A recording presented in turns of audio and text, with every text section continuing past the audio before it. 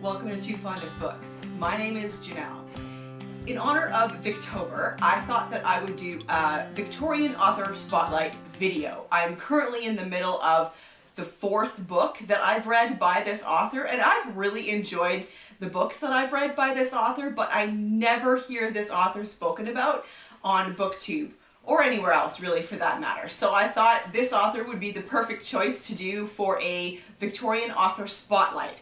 I hope that you enjoy this and that it intrigues you enough, it piques your interest enough to check him out for yourself. And the author is William Harrison Ainsworth. He was born on the 4th of February 1805 and he died on the 3rd of January 1882. He was born in Manchester, and interestingly he trained as a lawyer, but he gave that up very quickly to become a journalist and an author. And he is buried in Kensal Green Cemetery, along with Wilkie Collins. So the next time I'm in London, I definitely want to visit Kensal Green Cemetery and visit some of these gravestones of these authors. During 1820, Ainsworth began to publish many of his works under the name Thomas Hall. I've never seen any of those books. And in a long career that extended to 1881, he published some 40 novels. So he was fairly prolific. Rookwood, which was published in 1834, was his first success under his own name. It's a historical and Gothic romance that describes a dispute over a legitimate claim for the inheritance of Rookwood Place and the Rookwood family name. It features Dick Turpin, who is a real infamous highwayman. And this book led reviewers to hail him as the successor to Sir Walter Scott. So I thought that was really interesting. Ainsworth met Charles Dickens, and from 1835 to 1838, Ainsworth and Dickens were close friends and they often traveled together. Ainsworth's next novel, Jack Sheppard, which is the one that I'm reading, was serially published in Bentley's Miscellany from January 1839 to February 1840. Dickens' Oliver Twist also ran in the magazine from February 1837 to April 1839. A controversy over these Newgate novels developed between the two men, culminating in Dickens' retirement from the magazine editorship. So I'm just going to interject here for a minute and talk about Newgate novels because I find this fascinating. Newgate novels, or Old Bailey novels, were novels published in England from the late 1820s until the 1840s that glamorized the lives of the criminals they portrayed. Most drew their inspiration from the Newgate Calendar, a biography of famous criminals published during the late 18th and 19th centuries, and usually rearranged or embellished the original tale for melodramatic effect. The novels caused great controversy and drew criticism, in particular from the novelist William Makepeace Thackeray, who satirized them in several of his novels and attacked the authors openly. Rookwood, that was published, like I said, in 1834, which featured Dick Turpin, was one of the early Newgate novels. Charles Dickens' Oliver Twist is often also considered to be a Newgate novel. The genre reached its peak with Ainsworth's Jack Sheppard, published in 1839, a novel based on the life and exploits of Jack Sheppard, a thief and renowned escape artist who was hanged in 1724. Thackeray, a great opponent of the Newgate novel, reported that vendors sold, quote, Jack Sheppard bags, filled with burglary tools in the lobbies of theaters where dramatization of Ainsworth stories were playing, and, quote, one or two young gentlemen have already confessed how much they were indebted to Jack Sheppard, who gave them ideas of pocket picking and thieving, which they never would have had but for the play. So not only was this book out and very, very popular, but 8 different theatrical versions of Jack Sheppard were staged in the autumn of 1839. That just goes to show how much this story had engaged the popular imagination. Thackeray's Catherine, which he published in 1839, was intended as a satire of the Newgate novel, based on the life and execution of Catherine Hayes, one of the more gruesome cases in the Newgate Calendar. She conspired to murder her husband, and he was dismembered. She was burnt at the stake in 1726. The satirical nature of Thackeray's story was lost on many, and it is often categorized as a Newgate novel itself, which I find hilarious.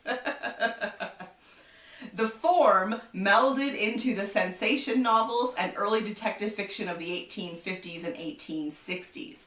The former included transgressions outside the purely criminal, such as Wilkie Collins' The Woman in White. An early example of the latter is The Moonstone, again by Collins. All were serialized in a form that gave rise to the Penny Dreadful magazine. Alright, so that was just a bit of an aside about Newgate novels, but I thought that was really interesting.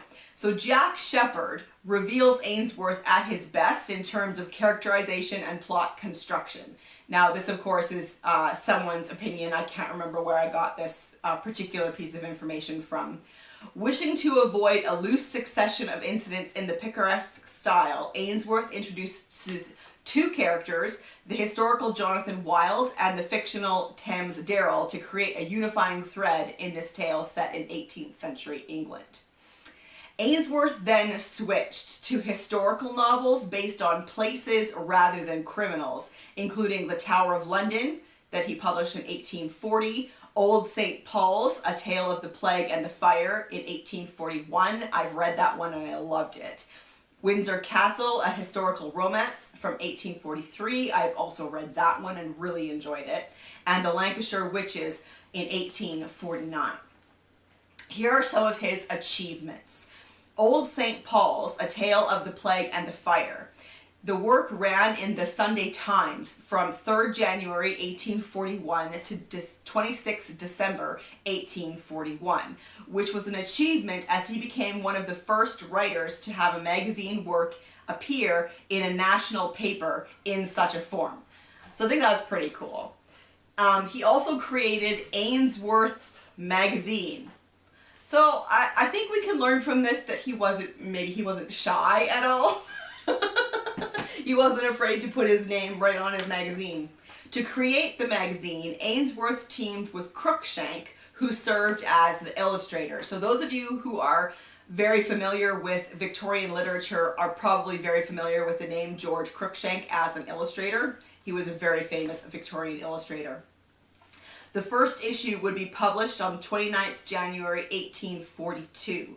The opening of the magazine was welcomed by contemporary members of the press, which only increased as the magazine proved to be successful. Ainsworth's magazine marked the height of his career. Ainsworth began one of his best novels, Oriel, which I have not read, but it was never finished. It was published in part between 1844 and 1845 as Revelations of London. And then finally, under achievements, The Lancashire Witches is considered his best novel, and that will be the next one that I can read because it is available on Project Gutenberg. His Lancashire novels covered altogether 400 years and include The Lancashire Witches, Mervyn Clitheroe, and The Leaguer of Latham. Jack Sheppard, Guy Fawkes, Old St. Paul's, Windsor Castle, and The Lancashire Witches are regarded as his most successful novels. He was very popular in his lifetime, and his novels sold in large numbers. But his reputation has not lasted well. As John William Cousin argues, he depends for his effects on striking situations and powerful descriptions, but has little humor or power of delineating character. I'm not 100% sure I agree with that. Having read 4 of the books, definitely, yes, there are striking situations and powerful descriptions. That is definitely true. But I have found some humor in his novels, and I do think that there is decent characterization. Now, I'm maybe not the best one to talk to about this because I am a plot reader, not a character reader, and so if there is not, fabulous characterization, it doesn't bother me all that much. So maybe I'm not the best one to comment on that. S.T. Joshi has characterized his output as an appalling array of dreary and unreadable historical novels. And no, I don't agree with that either. E.F. Bellier has praised Windsor Castle as the most enjoyable of Ainsworth's novels. I really did like Windsor Castle. Bellier also stated, all in all, Ainsworth was not a great writer. His contemporaries included men and women who did things better. But he was a clean stylist and his work can be entertaining. So that's an opinion. Historians have criticized the mingling of fact and fiction in his novels, noting that his romanticized treatment of Dick Turpin became rapidly accepted, popularly, as historical fact, while his novelization of the 1612 Lancashire witch trials similarly distorted real events into a Gothic form.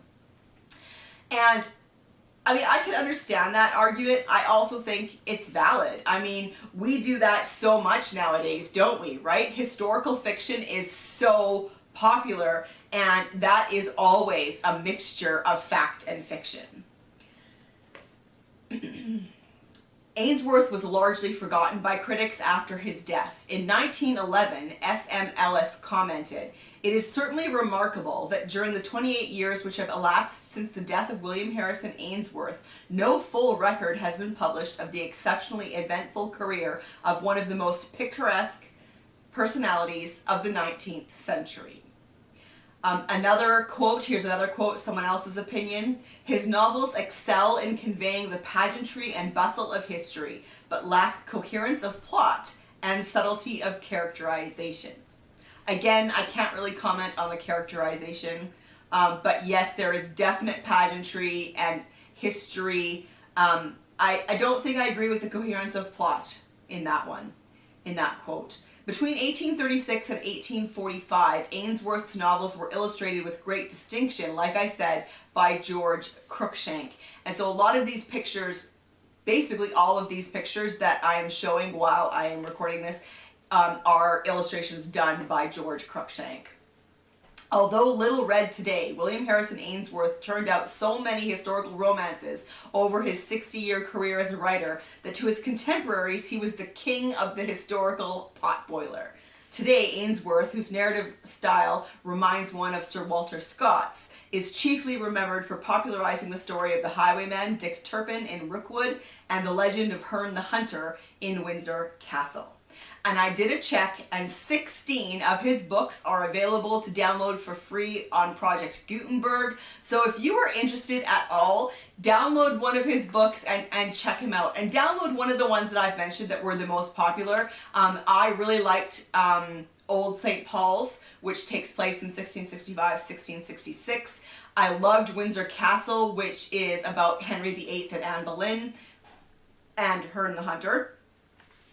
And I also have read Constable of the Tower, which takes place after the death of Henry VIII when his son Edward becomes the king. So yeah, but read any of them and give them a shot and see what you think. I'd love to know what your opinion is on some of these quotes that I've read of other people's opinions about Ainsworth.